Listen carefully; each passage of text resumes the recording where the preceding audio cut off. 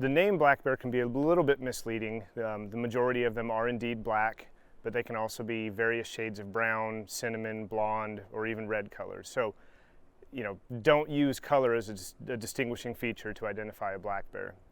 Black bears are very large, very powerful animals. A 200-pound female can be a little bit on the large side. A 300-pound male or boar is not uncommon. So that's a lot of muscle, a lot of teeth, a lot of claw. They generally prefer to stick to themselves, but again, not unlike people, they will take advantage of easy situations, and especially food. This time of year, we're getting into fall. Bears go through what's called hyperphagia. It's this panicked, I got to pack on calories and eat as much as I can, as fast as I can.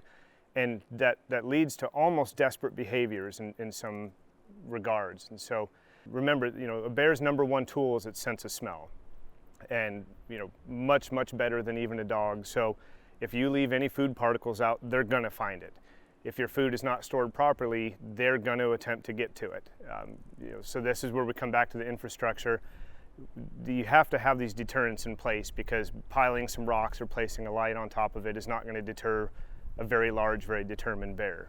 In addition to having an incredible sense of smell, black bears are very quick learners.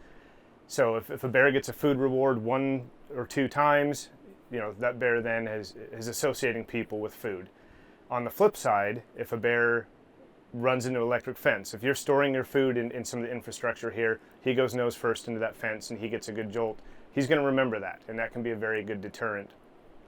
So with this very fast, quick ability to learn, it is that much more important to not allow bears to get food rewards. These bears become habituated to food, and they start to associate people with specific campsites, and that's where reoccurring issues happen.